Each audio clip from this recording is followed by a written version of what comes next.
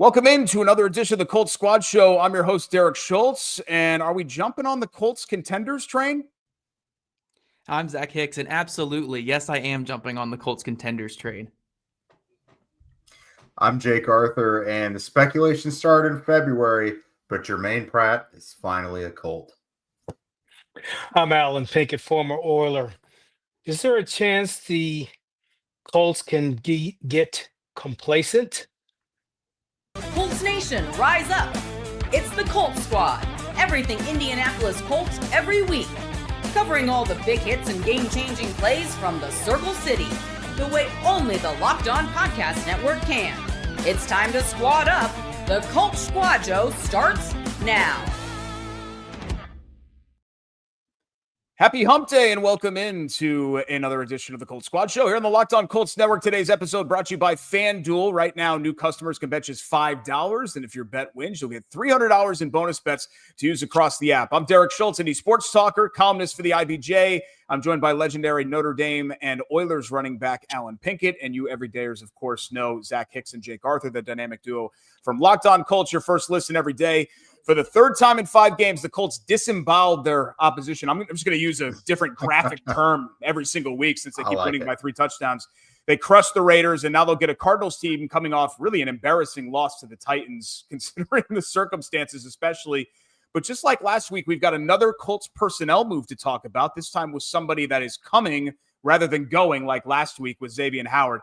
On tonight's show, we'll discuss the Colts acquiring Germaine Pratt. I know Jake has been waiting for a long time for that to finally come to fruition. Why the Colts are contenders, not just the standings, not just the record, a more in-depth look as to why Indianapolis is legit after the first 5 games. We'll play overreactions and underreactions as we always do from week 5 and take our first look at Arizona coming up later in the show. But guys, let's start with Germaine Pratt. I know that this has been talked about for a long time. He went to the Raiders and then whatever happened, mutual decision, who knows? With Joe Bocci going to IR, I think it made even more sense. Not that it didn't already make sense for Germaine Pratt to come in, but 88 career starts, Zach, in Lou Anarumo's defense, 29 years old. Look, he's not a Pro Bowl or anything like that, but man, considering what the Colts have at linebacker, he's a warm body that knows the scheme, right? And that's probably an upgrade over what they have. Yeah, the bar's pretty low for what they needed at that second linebacker spot. And honestly, they're not even asking Germaine Pratt to come in here and be Cincinnati Bengals Germaine Pratt, because they don't even run the same exact type of system that they ran in Cincinnati, where nickel defense was run as much as it was. On third downs, the Colts are playing a lot of dime this year, 3 safety sets, 4 cornerback sets. So the second linebacker isn't even as valuable as it was in Cincinnati when he was the second linebacker alongside Logan Wilson. So they're really just trying to bring a guy in here that can come in, serve as the early down linebacker that can fit against the run, not get pulled out of position by motion and window dressing in the backfield. And then when you do have to cover, cover the flats a little bit, get to your curl drops, and be good and sound in your positioning. So, I think this is a good fit. I think if the Colts were asking him to be anything more than that, it could be a bit concerning because, look, we always say this. There's a reason why this guy was available, whether it's off-field or on-field type stuff. Most good players are not available in the season, but when it comes to just the familiarity, when it comes to, I think Germaine Pratt even said today in his presser, and Jake can correct me if I'm wrong here, that Lou's like a father figure to him. So just getting that reunite between those guys, the reunion between the two of them, I think is going to be good for both parties here. Pratt's trying to build up his earning potential with a good season here so he can hit the market after the year and get a good contract somewhere else. And why not reunite with a guy that you've been with for most of your career and had a lot of success with? So I think the Colts are going to use it pretty well. Again, I don't think he's going to be asked to do anything too crazy. He'll be standing up on the end of the line in a lot of their like grizzly or bear fronts.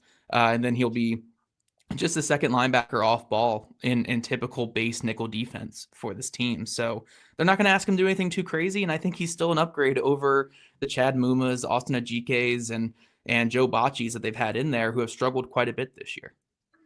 Yeah, I don't know how much this helps your pass defense right now, but I certainly think it helps your run defense. And the Colts have kind of lacked a little bit there in both areas when it comes to the linebacker core. So I think I'm willing to give up a little bit in the passing game if it means that we don't have to worry quite as much about the run game. Because I've talked about it for a few weeks now. Like at a certain point, it's coming. The Colts are going to lose a game because they got punched in the mouth on the ground. And I think this at least helps a little bit. I have been hot and cold on this move throughout the offseason. There's like, depending on the week or month or whatever the Colts got going on at linebacker, I've been able to talk myself into it or out of it. And right now I'm more on the into it side of it, because linebacker, even though the Colts were confident in what they were doing and I felt they were being neglectful, what they have even planned has fallen through to this point. Jalen Carlisle still isn't around.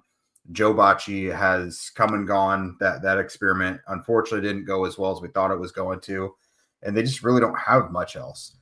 Germaine Pratt is at least a guy that knows this language, knows this system, has started almost 100 games. Like, he's capable. Like, even with the Raiders, he wasn't awful. Like, he was productive. And Zach and I discussed on our show earlier, rehabbed himself a little bit from what was kind of a down 2024 season with the Bengals. So I think this was fine. It's a little bit like having two Zaire Franklins on the field, but if it helps the run defense, it's probably fine. Well, you guys are looking forward. I appreciate that. I tend to look back and wonder, how the hell did he become available? And I did a little reading Yeah. and saw where Coach Pete Carroll said, well, we just decided to go in a different direction. Oh, Lord. Players, we hear that mess all the time. And I can tell you this from just past experience. When you hear the go in a different direction moniker, it very rarely has to do with talent. Usually it's maybe he didn't fit the culture, maybe he didn't share the same values as a defensive coordinator. Maybe they butt heads a little bit, and he was a negative force in the locker room. And this is again just from experience, or it could be a decision that came from upstairs, a financial decision that says, "Well, we're not winning as much as we want. We need to cut some payroll. Let's get rid of some players." That happens too, but I have to say, very rarely does it depend? Does someone go in a different direction because of a lack of talent? The dude can play, and thank goodness Lou Anarumo thinks highly of him. Understand he had a choice between a couple different teams, and he wanted to get back with Lou Anarumo, which also is a lesson in life. You never burn a bridge. You always keep a good relationship with coaches that you like, because you never know when you're going to see them again. I actually had an experience where in high school I had to turn down this one coach. They offered me a scholarship in North Carolina, and I had to in person tell this coach that I wasn't coming to North Carolina. I was going to Notre Dame. Later on in life, I actually had to go out to the San Diego Chargers for a tryout. And guess what coach was there? So do you think they were going to keep me? He still remembered. I guess he won in the end. And, there's 1,000 stories like that. But that whole, going in a different direction a lot of times is one of those, I guess they just needed to be parted. But I'm glad that the Colts have them. Yeah, everyone was kind of non-committal on that today. Pete Carroll mentioned that. I think that was yesterday. What you were talking about, Alan. Germaine Pratt basically said today it just didn't work out. I asked Shane Steichen. I was like, now he didn't travel with the Raiders to this game just last week into Lucas Oil, and he's like, I don't have anything for you on that. So I don't know if there's a smoking gun or something, it's probably going to have to take some Raiders insider figuring it out from the Raiders' point of view. But yeah, I don't know if we're going to find anything out about that. But this is the umpteenth example of former players absolutely adoring Lou Anarumo and running back to him. So yeah, the Colts have got something there. Yeah, and one thing I want to add with this, if we're going to just add speculation, again, this is all speculation. There's no insider stuff with it. Right. The Raiders, I believe, have the 5th cheapest defense in football this season. They're not paying many guys on that side of the ball. And now, especially that they're losing games and losing them in big fashion, as we just saw, 40-6 on Sunday, I'm assuming that they wouldn't mind getting cheaper and going younger players on that defense. And also, if we're even going usage as well, Pratt was basically used as a Sam linebacker. When with the Bengals, he was used more as like an off ball, a will, just that second linebacker. And, when you're a guy who's been the guy your entire career, just being put on the end of the line of scrimmage just to take on tight ends and control the run and make sure it runs inside is probably not what you're expecting when you sign on to a team in the offseason. So I do kind of believe both parties when they say it's kind of mutual. I'm assuming that the Raiders want to get younger, put some younger guys out there. I think they signed Jamin Davis today to their practice squad, a former first-round pick who's like 26, 27 years old, a bit younger than Germaine Pratt, maybe a little bit more upside, as they like to say, across the league. And I'm sure Pratt was also like, you know what, if they were to let me go, I could just go back with Lou, where I could be the second linebacker somewhere else, and back to what I was doing with Lou before. So I'm sure there will be a lot of insider stuff, and how they have to spin it to whoever gave them the source. You have to spin it in their favor by the end of it, the whole source game. But ultimately, I'm fully on board with probably both sides wanting this separation. Pratt needs to build up his earning potential going forward, and what better way than going to Lou and Arumo, where they have that spot at linebacker right now. Well, I don't want to dwell on it, but what's it? Both sides thinking differently. And you got to understand the relationships in the NFL are different than the relationships in college. In college, the coach is a dictator. In the NFL, he's a partner. All right. And a lot of times it's because the player sometimes makes more money than the coach. They don't even, in the NFL, they don't even call the coach. They call him by his first name. In fact, there was a couple years where Nick Saban was the defensive backs coach with the Oilers, but we had one player who would disagree with him every day. And it was over the dumbest stuff. Would disagree with him. In fact, I forgot his last name was Saban because I just heard the guy say Nick so many times. Nick this, Nick this, Nick, you're wrong. Nick, you can't do this. Yeah, I forgot that his last name was Saban until I saw him head coach at Michigan State. So it's a different relationship. And if they butt heads, a lot of times organizations don't like that. They want the players to fall in line. At least with Pratt, he is not coming off the couch from sitting for a full year. Yeah. And I know 29 is not 25, but it's not 32 either. So, Right. I'm trying to look at this. Obviously, you want to be optimistic about it. Like anytime the Colts or the team that you like signs somebody, you're looking at the most optimistic viewpoint possible, right? Whereas the team that just let him go is like, whatever, he sucks, he's trash, we don't need him anymore. And just adding it up from, the Xavier Howard situation and what a disaster that ended up being, I like to think that there's a little more gas in the tank there for Pratt. And also, like, you're not asking him to be CB1, right? Like you were with Howard. I was having this discussion with a Colts fan buddy of mine earlier today, and he's all worried that this is going to be the Howard situation all over again. And I think there's a lot of dissimilarities between the two situations, what the Colts are going to ask them to do. And just linebackers in this defense in general, Zach, if you're going to be weak somewhere, your second linebacker is where you want to be weak in this scheme. Yeah, it's probably the 11th most important spot on the field for the Colts. Now, again, all 11 are very important, especially in run defense. Your 11th guy is one of your most important players because it takes all 11 to defend the run. But if we are putting a valuation on this is more of a rotational type role. They come off the field for Jonathan Edwards or for Rodney Thomas on third downs in a lot of situations. So, again, you just wanted something competent there.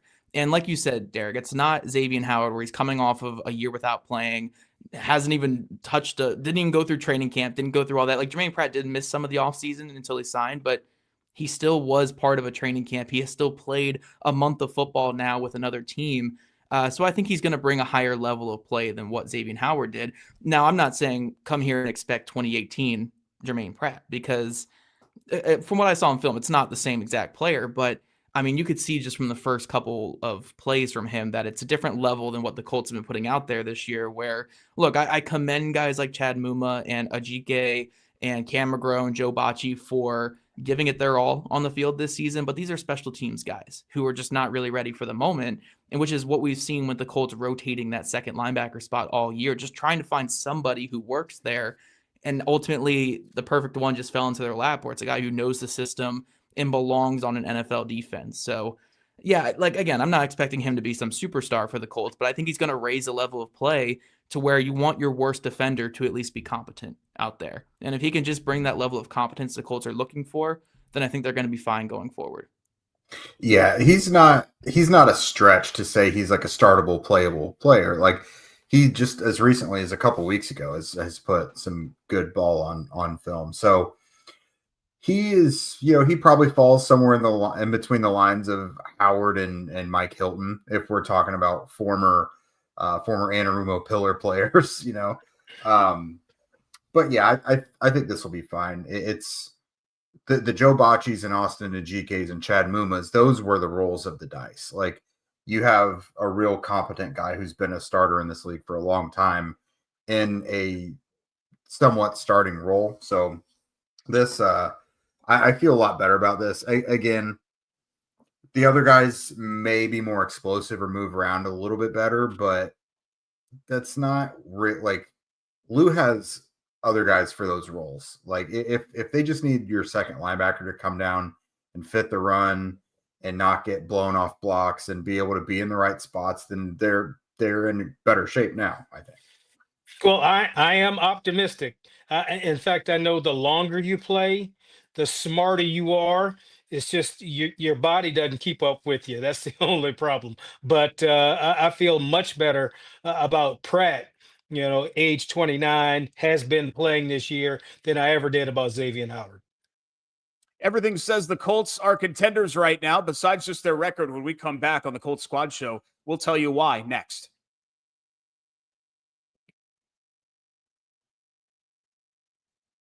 This portion of the show brought to you by our friends at FanDuel. The NFL season is here, and FanDuel is making sure you're ready for kickoff with a can't-miss offer. Right now, new customers can bet just $5, and if your bet wins, you'll get $300 in bonus bets to use across the app. Now that we're 5 weeks into the NFL season, teams are starting to tell us exactly who they are. Luckily, the Colts are saying, hey, we're pretty good. The bettors still don't seem to be true believers quite yet. Colts just 6.5-point favorites against Arizona. But you've got some other lines that jumped out to me, like the Packers giving 14 points. 14, it's a big line, to the reeling Bengals. The best part about FanDuel is it lets me customize my betting experience how I see fit. Whenever I'm feeling it, I just open the easy-to-use app, place my wager, bada bing, bada boom, and done. So are you ready to play? Download the FanDuel app now by visiting FanDuel.com to get started. That's FanDuel.com to place your first $5 bet. And right now, new customers can bet just $5. And if your bet wins, you get $300 in bonus bets to use across the app. That's FanDuel.com to place your first $5 bet.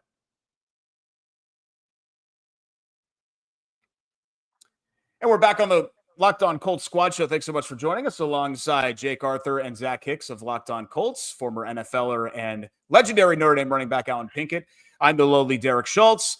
The Colts are contenders, guys, right? We know that, not just because they're in first place. If the season ended today, they'd be the number one seed in the AFC because that one loss is an NFC loss. So if we're talking about tiebreakers in the first week of October, there's a tiebreaker for you.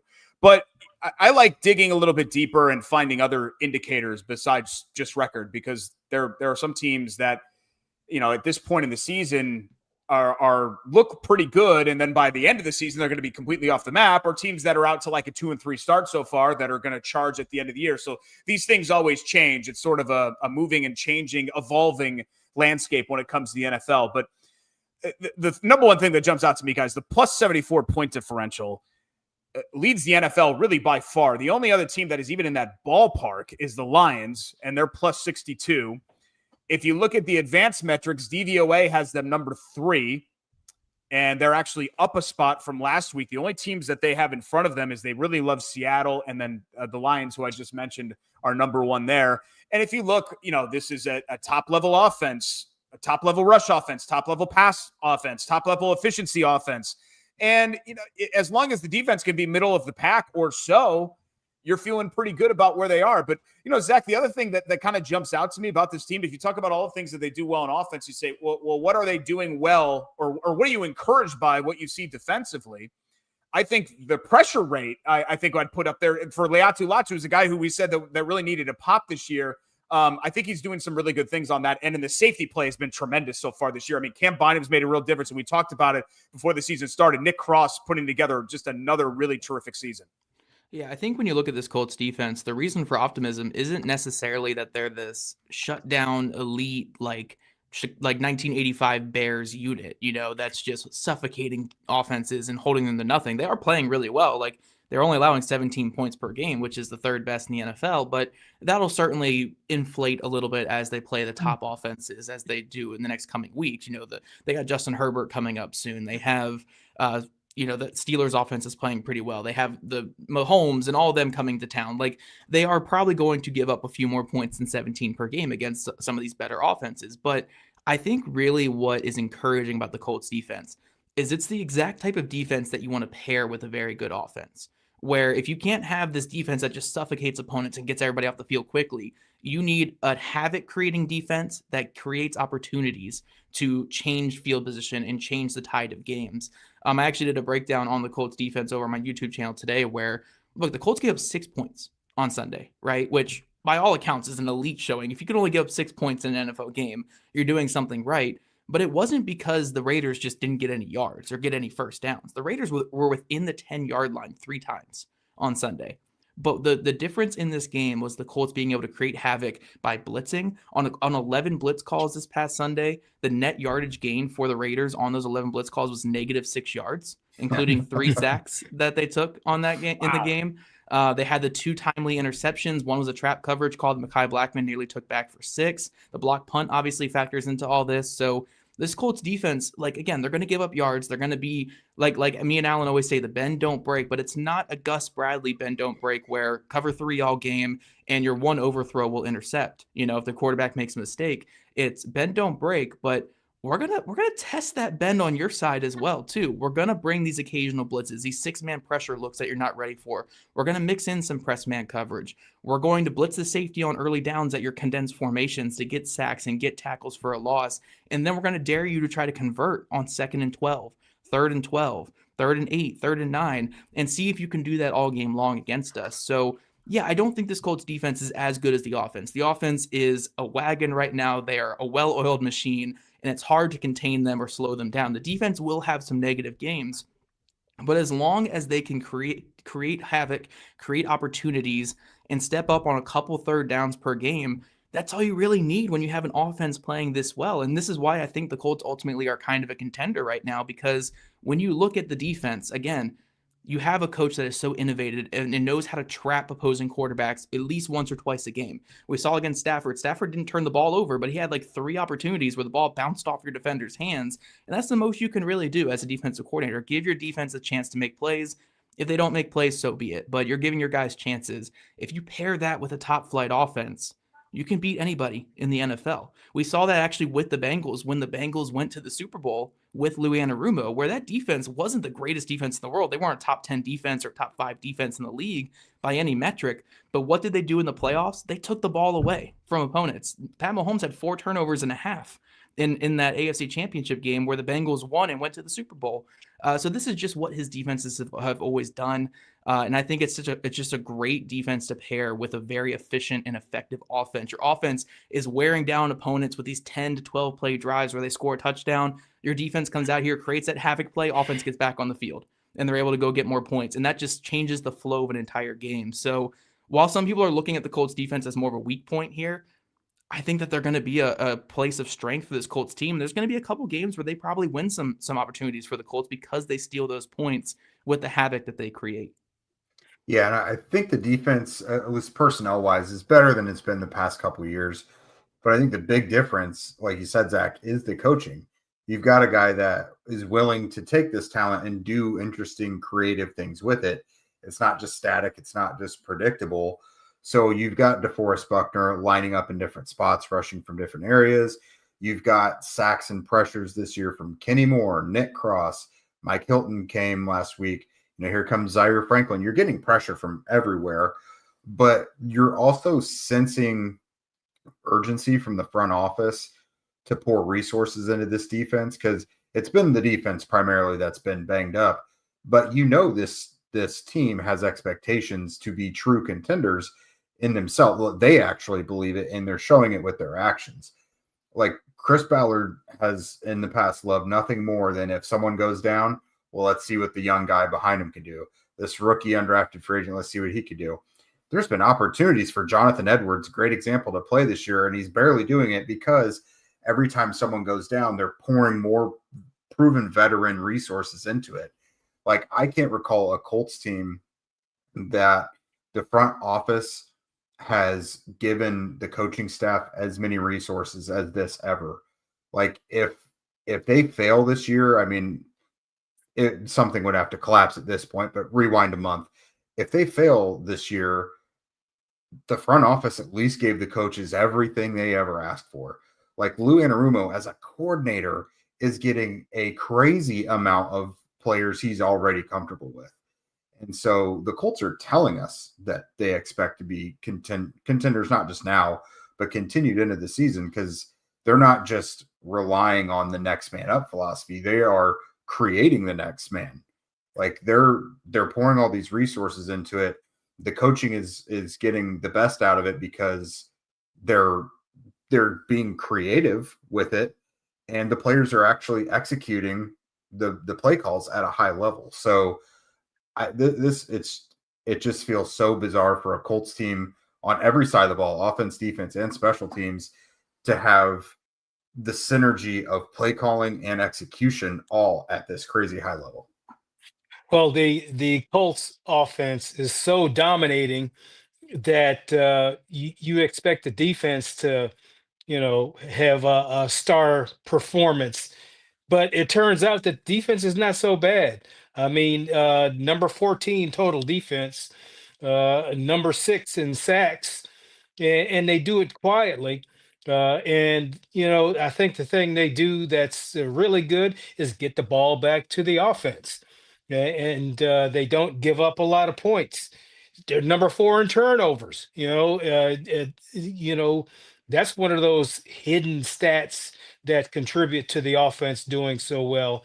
So although we may complain because we see a running back gash him every now and then, and we look at the rushing defense and want to get that up to par. But overall, the defense is doing good. And to limit an NFL team to 6 points, when I guess what. Usually you're happy if you can limit a team to 20 or 21 points, but to limit this team to 6 points, that's a badass defense. Yeah, I mean, they've held 2 opponents under 10 this year, and you could say, oh, it's the Raiders, oh, it's the Dolphins, but it's not like that's happening every week to them. It's pretty exclusive just to when they played the Colts. So, yeah, I think this Colts defense is going to get there, and I think that they're not even close to a finished product yet, where the offense looks like this perfect finished product right now. The offense will have some gaffes and some moments that aren't going to be perfect this year as well, but I think we saw like that Rams game in particular, though, a game where everything that could go wrong went wrong, and they still put up 20, and it should have been in the 30s in that game. That gave me a lot of hope about this Colts offense. So, Derek, to bring it back to your overall point, anyone who doesn't think the Colts are a contender, I get it, because, again, Daniel Jones hasn't been a Josh Allen level quarterback his entire career. So you always are a little out on coaches, on teams like that. But I think when you look at the next best type of contenders, it's teams that are well coached, that play complementary football, and just are mature and ready to win. And I think we see that with this Colts team. Yeah, and I think something else, guys, is, and again, this could change because, to repeat the talking points about the season evolves and all of that. Ravens are in shambles right now. Chiefs are 2-3. Yep. Bengals are in the tank without Burrow. How could anybody in their right mind trust the Chargers right now? I mean, you look around the rest of the AFC and you're kind of like, I mean, the AFC North guy stinks. The AFC North never stinks. And so why not, right? It not only is it all of the reasons why the Colts can contend, you can also turn it into why can't they? Because it just feels like the bar is a lot lower in the AFC right now, which has been dominated really by a handful of teams and mainly a handful of quarterbacks. Yeah, I mean, I'll be real quick with this. It's just, I mean, when you look across the NFL right now, across the AFC at least, who's a more complete team than the Colts? Just in terms of the way they can attack you on offense with multiple different players. On defense, they have multiple guys taking the ball away and winning for you with good coaching on offense and defense. Who's a more complete team? Every other team in the AFC you can really point to and say, the Texans, their offensive line is a mess. The Jaguars, their offense just goes cold way too often to really rely on them. The Bills, their defense is letting up a lot of things, and their offense stagnates quite a bit. So even these other teams you're putting up there with them, I don't think you can say the same issues with the Colts, where the Colts, it's like can you trust Mekhi Blackman all year? Is their pass rush going to be bad, even though they haven't been bad so far? Like, I think the Colts have just the fewest flaws, and it's really just about, can Daniel Jones and this offense keep it up? And we've got 5 weeks of evidence that say they can. So I'm feeling good about the Colts in the AFC picture this year, more so than I ever did, especially prior to this season. And one thing I'll add is, being run out of New York may have been a blessing for Daniel Jones, because I think it lit a fire in him. And I know he's mild mannered and he seems calm, but trust me, there's a fire inside that belly right now, because a lot of people doubted him and said he was no good. And this is his opportunity, staying quiet, staying calm, but just going out and executing and letting his play talk for himself. No, I mean, the AFC is ready for the pickings. You got to take advantage of it. I think it's just hard for even some of us or nationally people to get on board with the Colts, because they're ahead of schedule. And I really just think it's because they finally plopped competent quarterback play and a tight end into it. I mean, they put resources in the defense, don't get me wrong, but like, the roster overall has been pretty solid for most of the last few years, but it has lacked quarterback play, or it's lacked something dynamic like Tyler Warren on offense. So it's just ahead of schedule now, or I guess what's been put into it now, it's caught up to where it has supposed to have been.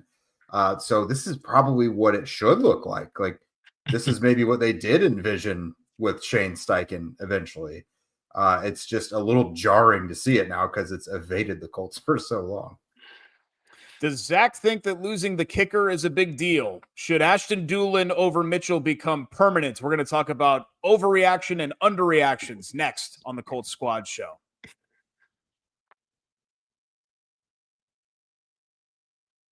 I'm Cody Rourke from Locked On Broncos, and this episode is brought to you by Peloton. Peloton is shaping the future of fitness with the brand new Peloton Cross-Training Tread Plus, powered by Peloton IQ. This is Peloton's most advanced equipment yet, giving you real-time guidance and endless ways to move, whether you're running, lifting, or you're cross-training with your favorite instructors like Alex Toussaint. It's training reimagined to make your workout more personal. Peloton is built for breakthroughs. With features that help you plan, stay motivated, and hit peak performance, you can let yourself run, lift, flex, and go, while Peloton handles all the rest. Plus, Peloton IQ provides real-time strength coaching, tracking your progress and suggesting weights that challenge you so you can get stronger. Plus, the new movement tracking camera, it counts your reps and corrects your form in real time, making sure every rep is safer and smarter. So let yourself run, lift, flex, push, and go. Explore the new Peloton Cross-Training Tread Plus at onepeloton.com.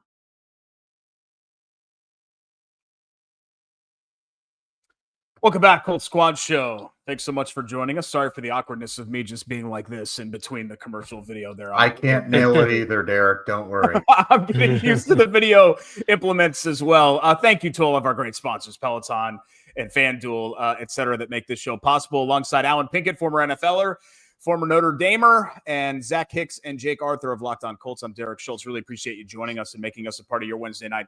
So let's start underreaction, overreaction. I know we usually start with an overreaction. I actually think that, Spencer Schrader being a big loss, I think could potentially be an underreaction. And look, I know, Zach with the kickers and the snark and don't talk about kickers and fire all kickers into the sun. I get that. But the Colts felt like they found something there, I think, right? He hits the big kick against Denver after missing it back in week 2. And, he was 13 of 14. He made all his PATs. He's got a big leg. Small sample size, but it appeared that Spencer Schrader was, for the lack of a better term, on his way, right? And then you just don't expect your kicker to get hurt. You expect kickers to get replaced when they stink. And Spencer Schrader did not stink. In fact, he did the opposite of that so far. So now, the last time that you had Michael Badgley was when Rodrigo Blankenship stunk, and you had to bring him in way back in 2021, which feels like 100 years ago at this point now. But 5 for 13 in his career from over 50 yards. He hasn't kicked in an NFL game since the 2023 season. I mean, I guess there's a reason that he's on the couch, but that said, you could probably do worse than a guy that has as much experience as he brings to the table. Yeah, look, Spencer Schrader was doing what I love about kickers, which is a good kicker is a kicker I never have to talk about. So as long as your kicker is just making kicks and I don't ever have to complain about them, then that's the best possible kicker you can have. But yeah, when it comes to Badgley coming in here, I know he hasn't kicked in a minute, but he was trending in a good direction before his injury last year. Or 2 years ago, whatever it was that left him on the couch last year. Yeah. So before the injury, he was trending in a better direction, making more of his kicks. And so much of being a kicker, and I know Brian Mason would complain to me about this because he knows all the intricacies of kicking. But the biggest thing about being a kicker is just your mindset. It really is just a mindset position. If you're confident and you're kicking the ball well, then one made kick will turn into 20 straight made kicks. And then in the inverse, one missed kick will turn to 20 straight missed kicks. We've seen all the great kickers in the history of the sport have that one day where they forget how to kick. So you always have to have guys on call ready to go. And I think Badgley's had some good moments in the NFL. So we'll see. I do agree with you. It can be an underreaction that we're just discounting the loss of a kicker because, those missed kicks contribute to losing games, obviously. But yeah, we'll have to see how it goes for Badgley. And, we've seen plenty of times in the NFL in recent history, too, where teams have grabbed a practice squad kicker before a game or grabbed a guy off the street and he makes 7 straight kicks in a game. And it's like, it's only an issue when it becomes an issue, so for right now, I'm ready to wait and see with Badgley. Luckily he's coming to a dome team. It's a lot easier to kick in a dome. And then with these juiced up K balls, I feel like anybody could kick out there. I might be able to make a 20-yard kick if I tried now with these juiced up K balls. So yeah, we'll see what Badgley can do. I did love Money Badger back in the day. Great nickname. And hopefully he can bring it back to the Colts and carry their season forward. I do think this is kind of an underrated loss because the Colts struggled in the red zone early in the season up until, being perfect 6 for 6 last week. And the reason it wasn't that big of a deal is because they were automatically getting 3 points with Spencer Schrader. And just like Zach said, the best kicker is one you never really have to mention because they're doing everything right. So I do have a little bit of concern. I don't think it's realistic to think that someone new is going to come in and uphold the exact same standard of kicking excellence. It's unfair to assume that, honestly. I'm just curious about Badgley because he tore a hamstring last year, and that's why he's not with the Lions anymore. He was, I think, their kicker for a couple years. So he had the injury, and with how volatile kickers are in nature anyways, even a mostly positive kicker with an injury like that could be what does him in overall. But the good news is this is his 3rd time with the Colts. He's got familiarity kicking in this facility, in this stadium. It's even with Luke Rhodes and Rigoberto Sanchez, the whole process is familiar for him. So that kind of gives me some comfort, but we'll see about the 50-yarders as well. He's got really bad numbers, but if I remember correctly, I think most of his issues were early in his career. He especially had 1 year where went into the doldrums from 50. So I don't think he's quite as bad overall in his career as his overall numbers show. But yeah, at least again, like Zach said, this is an indoor stadium. Everything is set up pretty well for Badgley to be successful. Do I expect him to be a 95% kicker, essentially like Schrader was? Probably not. But as long as he's making most of them, he's a career 82% kicker. I think he'd be about 85% with the Colts and really not miss extra points. That would be good. Honestly, teams should never be kicking over 50 yards anyway. So you should always be going for it there. So it's cool. I wanted to make that point there. There was such a comfort level with this offense with Spencer Schrader. You knew once you crossed the 50, you were going to get points. So I think what happens in a situation like this is the offense puts more of an onus on scoring touchdowns, and that's more of a mindset. Is that you're not done with your job unless you get it in the end zone. I remember I was with the Saints for a minute, and we were one of those offenses that we'd win games 13-10, 17-13, because we knew that we ran this boring ass offense and just took little chunks, and Morton Anderson would come in and save the day with a field goal kick.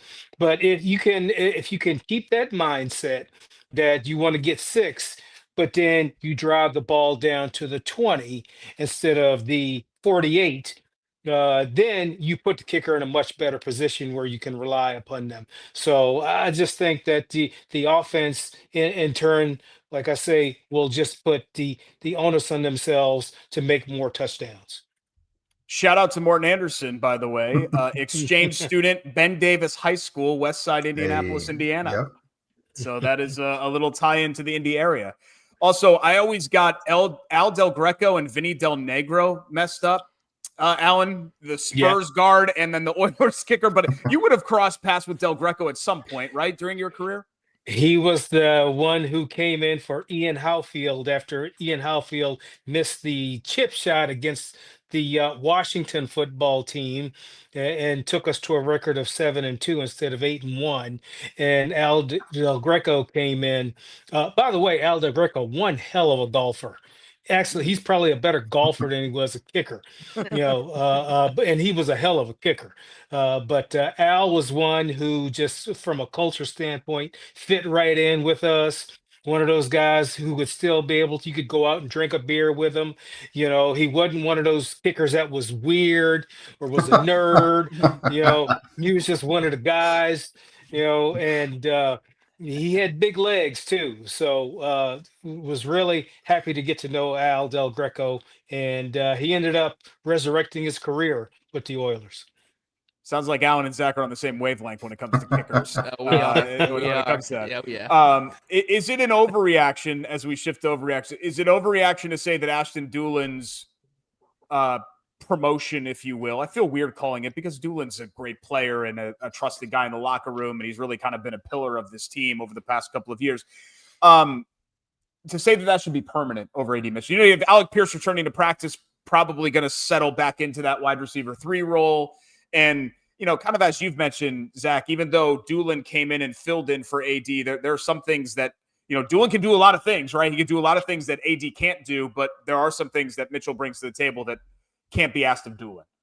Yeah, it's interesting because I think there will be some weeks where, you can have AD Mitchell as a healthy scratch because Doolin can bring so much to your offense. But I think ultimately they're just going to revert back to kind of what they were doing prior to Alec Pierce's injury, which was those two are both role players. They play very different roles in the offense, where Doolin is your motion and condensed formations. He's a hybrid tight end wide receiver, gets some jet sweeps, can be a lead blocker, just this guy that you have doing everything in your offense.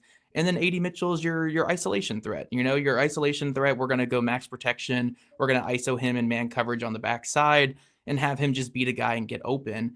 I think it's going to eventually revert back to that. I think you're going to get Mitchell locked in, get him more serious. If he's not taking this seriously, then obviously you can have Doolin kind of take over him in a more permanent role. But, I think it's going to be more so just, 8 to 10 snaps for Doolin here, 4 to 6 snaps for Mitchell here. And then we'll see what happens if an injury were to occur again to one of the top 3 guys. But yeah, I think these guys are going to revert back to kind of where they were. Doolin had a great game on Sunday, but I think that's just kind of, Doolin is just kind of your do-it-all guy. He's not a guy that you need to throw out there for 80 snaps a game.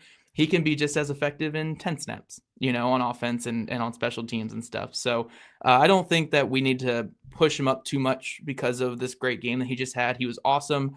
But I think these guys have their specialized roles. And as long as Mitchell is learning his lesson from all this, then I think these guys will revert back to what they were. Yeah, I think if Alec gets back on the field, it's pretty much going to go back to how it was, just because the AD and Doolin, when everyone's healthy, do have such specialized roles. I will say if Alec is back this week, I wouldn't be surprised if they do give AD that healthy scratch that they probably wanted to last week. Just, to be able to do it and, keep everyone accountable and everything. But yeah, once everything is back to normal, I think it's just going to go back to how it was when the Tennessee game started, essentially. Doolin does a lot of stuff where you can use him closer to the line of scrimmage and as a bigger factor in the run game. He could still do some downfield things like we saw him with that 35-yard catch, leaping up to grab it. He's a good 50-50 ball winner too. But AD, you don't want to totally phase him out because, eventually you are going to want him to be part of the offense. and you don't really get anywhere by totally shutting the door on him. Like he needs to gain maturity, but he also like it's not like he's some finished product on the field either. Like he still needs reps to get more comfortable being on the field and just doing the things that he needs to do. So as long as he's checking all the boxes maturity wise and engagement wise and all that in the facility day to day, then you've got to still get him some opportunities in games, just because otherwise, why do you have him anymore? Because you knew he's kind of not a project necessarily, but he wasn't going to be able to hit the ground running and be a superstar. But if you still have hopes of him being a star receiver, then you have to keep him involved somehow. So 100 years ago when I played, we had a saying, the more you can do, the more valuable you'll be. Yeah. And I think Ashton Doolin is the poster child for that particular saying. And I just have so much respect for him because he takes advantage of every opportunity he's been given. And you can tell he's just a positive force on that football team. Any way he can help the team win, he's going to do it. And you know what that says to the coaches is I've got a reliable player. I can count on this guy on special teams. I can count on this guy in the offense. He's going to do the right thing. He's not going to make mistakes. And a guy like that is valuable. And so, yes, while they're, trying to, punish AD Mitchell, it's a great opportunity for Doolin because who knows, maybe he'll start making more plays because he gets more opportunities and then they won't be able to take him off the field. Sunday at Lucas Oil Stadium will be a battle between two teams that like to occasionally drop the ball before scoring touchdowns. We'll wrap up the show with our first look at the Cardinals next when Locked On Colts returns.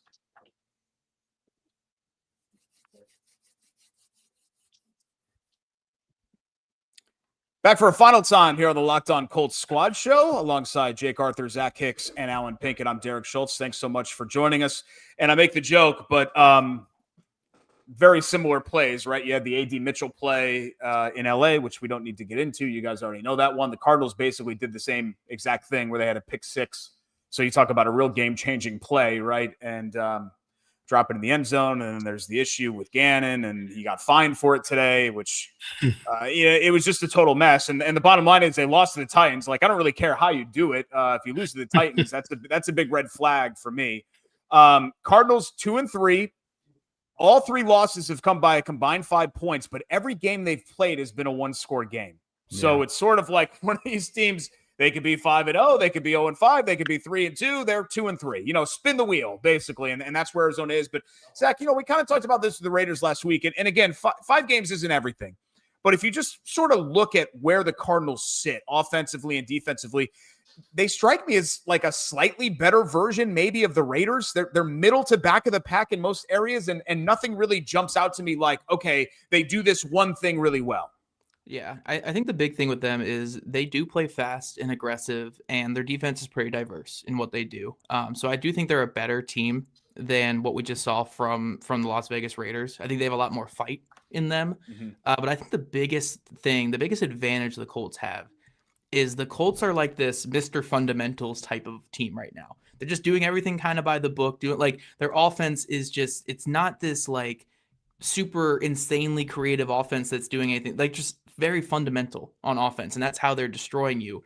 Where the Cardinals they feel so like mentally immature in a lot of ways as a team. From the collapse last week to other collapses earlier in the year to just, again, a lot of these games are one-score games because they just keep falling over themselves all game long, from stupid penalties to stupid mistakes and just shooting themselves in the foot. And this Colts team has kind of lived this year by not doing that to themselves. Only 2 turnovers on offense all season, taking the ball away 7 times on the other side, just moving the ball forward, having the high success rate, and just being able to stay ahead of the sticks at all times, where the Cardinals feel so boom or bust on both sides of the ball at all times. And I just think this is a great matchup for a team like the Colts, where it's like, as long as you play your game at home in your controlled environment, where the Colts have just been lethal this season, there's no reason they shouldn't be able to get to 5-1. So I think the Cardinals are a bigger test, obviously, than the Raiders. They just have a lot of fight in them. Ever since Gannon took over, they've had so much fight and aggression in them. but just, again, not the smartest team, not the most mentally mature team. And this is why they blow so many leads late in games, is they just kind of mentally fall apart. Unlike how we saw how the Colts reacted after the A.D. Mitchell dropped touchdown, where they kept throwing punches with the Rams. The second that DeMarcado dropped his this past week, the whole Cardinals team fell apart and let the Titans come all the way back and beat them.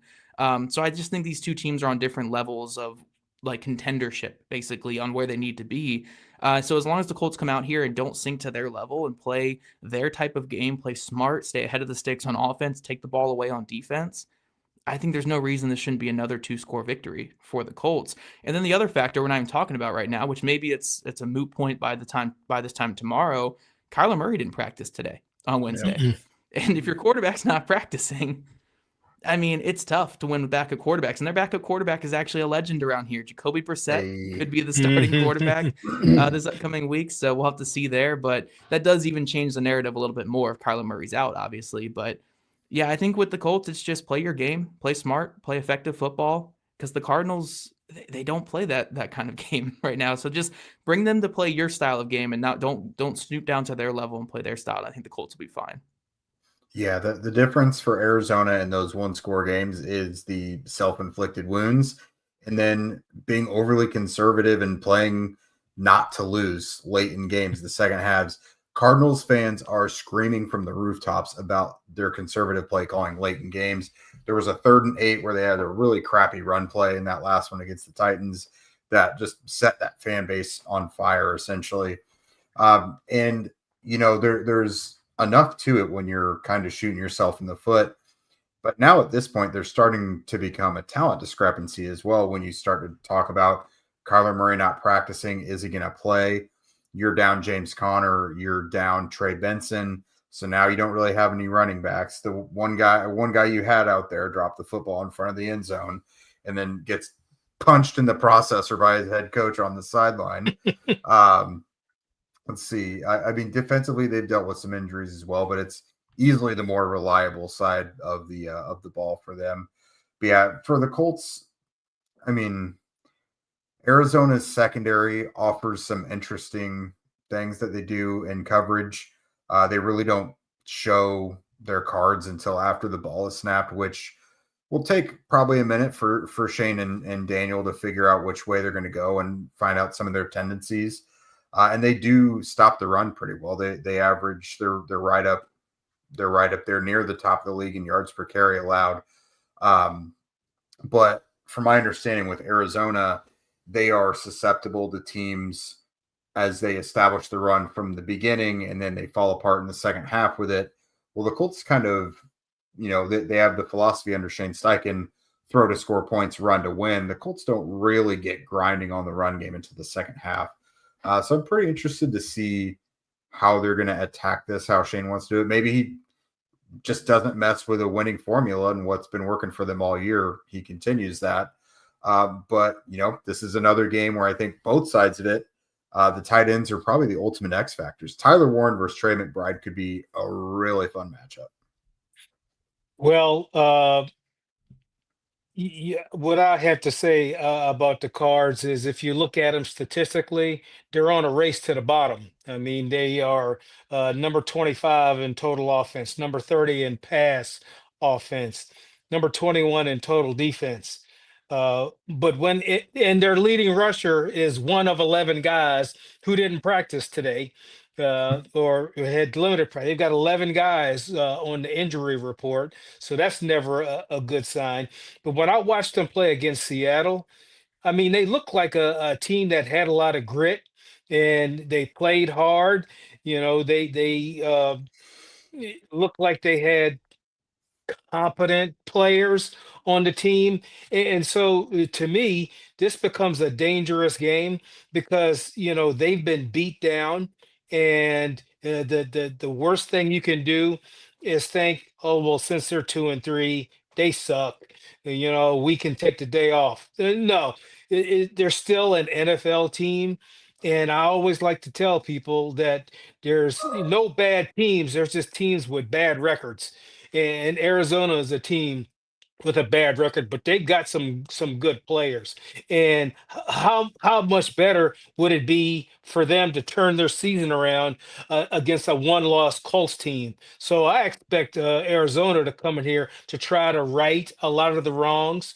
No, I do think the Colts are mature enough to know that you respect every team that you play because they've got the best players in the world, just like you have. And if you handle your business and have confidence, you can beat anybody. But the one thing you can do that is going to be wrong is relax, because this you got a team coming in here that's lost. They may not have their starting quarterback. They had an incident with their coach. All these negative factors that can be fuel to the Cards to come out and play. So I think the onus is on the Colts to just take care of their business, play their game, and they'll be victorious. Yeah, they'll get the best shot from an aggressive and physical Cardinals team this week. But I will say with the Colts, when it comes to like any fear of them being complacent, we've yet to see them do that this season. We got through 5 games, and everyone who they said like, oh, this could be a trap game for the Colts, this could be a game where they don't take it serious and they get punched in the mouth, they have not let that happen. They've killed these teams that they've played like this. So I just think, again, this is a different Colts team. They're mature, they're ready, and they're just a professional team right now. So I expect them to come out here, handle business. They're going to absorb a pretty good punch from the Cardinals early because that's how the Cardinals want to play. And I think they want to have that statement as early as possible. But ultimately, I think the Colts are just the more talented, more mature, more ready team for this moment. And when you're at home as well, I just think this Colts team, regardless of who they play this year, I think they're going to be such a tough out at home with how dependent their system is on motion and avoiding pre-snap penalties and keeping ahead of the sticks. So when they're in that home environment, that dome environment where the Colts fans have been awesome this season, you guys listening who have been going to the games, I mean, I can hear you screaming through the TV. Even though I have it on low volume, I still can hear you guys screaming through the TV. I just think that's so valuable for this team this year. I think they're going to be tough to beat at home, especially for a team like the Cardinals who play some undisciplined football. We're going to see the Cardinals get some penalties racked up, and I think the Colts are going to take advantage. Well, I don't expect them to be complacent because, newsflash, winning is a lot of fun. Yeah. All right. And when you win, it's like a drug sometimes. It's addictive. And so you want to keep doing those things that are going to make you win.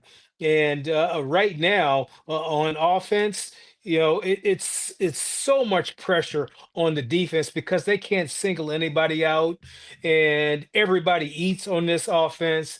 And it's so hard to predict what the Colts are going to do. I guess what I saw a stat where they're number 2 in the league because of what they gain on first down. They average 6.1 yards a kick, or per yards per. I wish I could talk. Per play. 6 yards per play Yeah. on first down. So we talk about staying ahead of the sticks. They do an excellent job of it. But again, when you get that momentum of winning, you don't get complacent. You want to just stay out there and keep whooping that ass. Yeah. Now they've also got really strong leadership where, these guys were good leaders before, but you got to have the right guys around you who want to be led. The coaching staff around you has to give you guys the freedom to express yourselves and everything. And they've got it in this building now. Like Charvarius Ward, DeForest Buckner, Quentin Nelson has taken his leadership to another level this year. Cam Bynum, like they've just got guys all across this roster who are keeping their teammates engaged, motivated, ready to play at a moment's notice. And like, this is, I'm in the locker room every day, guys. Like I just don't recall a more together and cohesive team like this in a long time. Like guys interacting who you would never think. Like I've seen Quentin Nelson interact with a safety, and like you've got guys from like all different areas of the depth chart interacting and celebrating each other on the field and everything, whether it's in practice or in a game. And it's like, this team is together and they're really a group playing for each other. And it's, Alan, this is really a you statement if you can back me up on this, but like they're really, really, really good teams aren't teams with a bunch of individuals. They play together and they play for each other. And it feels like this team finally has that. Well, it becomes a family, and Mhm. you don't want to let your family members down, and you want to play for something that's bigger than yourself, and that's when you have that cohesion among players that you wouldn't expect to have, a right guard and a safety. What the hell do they have to talk about? But Right. they're talking, but they're in the same family, and when your best players are towing the line, you can't be that one that gets out of line. You don't want to get out of line. It's sort of like Tom Brady was always compliant at New England. And if anybody could have complained to Belichick, it sure enough could have been him. And he would have been justified in doing so. But he towed the line, which made everybody else toe the line. And all that made them win more. And they were happy winning. So again, it's fun to win.